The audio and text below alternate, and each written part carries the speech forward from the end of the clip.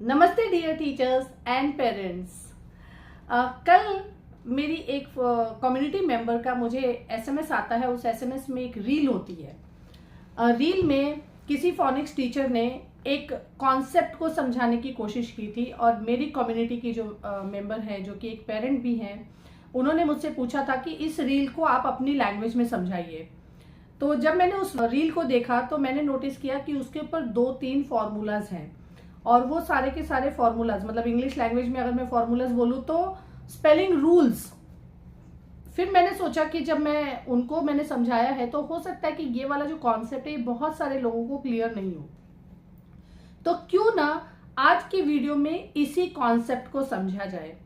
सो आज मैं समझाने वाली हूं कि क्यों कभी कभी लास्ट में हम GE लिखते हैं, जैसे कि केज, पेज, और कभी कभी हम DGE लिखते हैं, जैसे कि ब्रिज, फ्रिज। सो इस कॉन्सेप्ट को पूरा मैं डिटेल में समझाने वाली इस वीडियो में। वीडियो छोटा सा ही होगा, ज्यादा लंबा नहीं होगा। अगर आप इस चैनल पर पहली बार आए हैं तो चैनल को सब्सक्राइब कर लीजिए, बेल आइकन को भी हिट कर दीजिए, ताकि आपको फोनिक्स और इंग्लिश से रिलेटेड जितने भी वीडियोस हैं वो मिलते रहे। मेरे videos Tuesday, Thursday and Saturday को 11:55 पे मॉर्निंग में मैं रिलीज करती हूँ, वो आपको मिलेंगे। और इन वीडियोस को देख करके आप बहुत सारा नॉलेज ले सकते हैं। अगर आप पेरेंट हैं, अपने बच्चों को पढ़ा सकते हैं।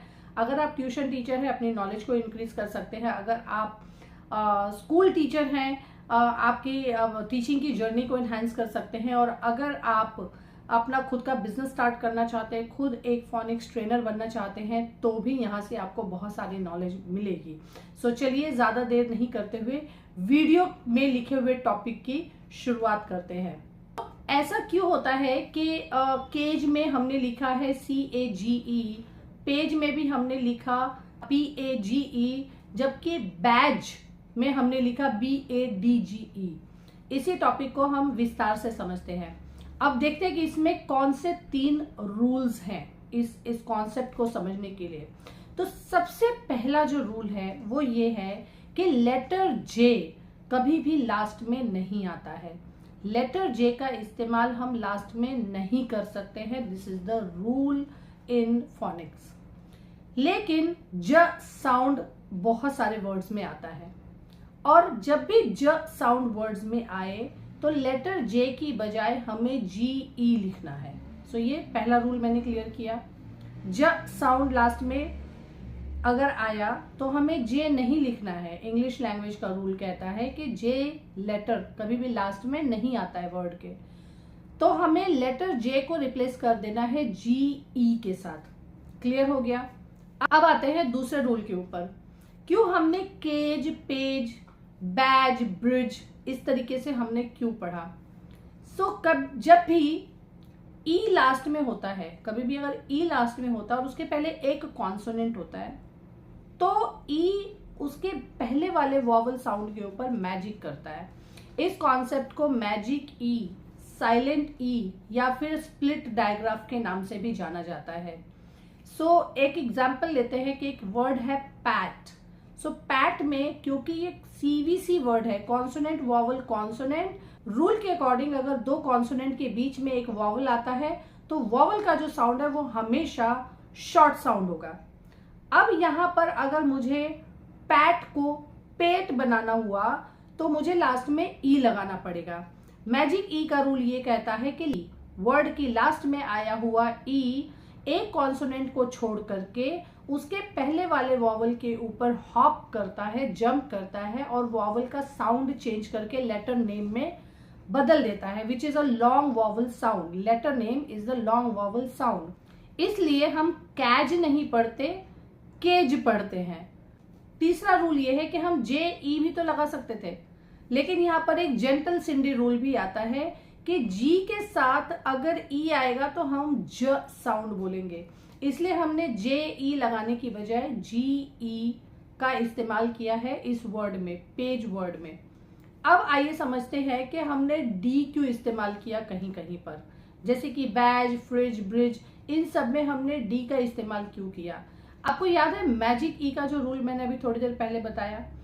E जो है मैजिक करता है एक कॉन्सोनेंट को हॉप करके, यानी कि अगर बैज में डी हम नहीं इस्तेमाल करेंगे तो उसको हमें बेज बोलना पड़ेगा, क्योंकि ई जो है वो जी को हॉप करके उसके पहले वाले ए के ऊपर मैजिक कर देगा, जिसकी वजह से ए जो है अपना लॉन्ग साउंड बोलना शुरू कर देगा। इसलिए हमें बीच में डी का इस्तेमाल करना बहुत ज़्यादा ज़रूरी है।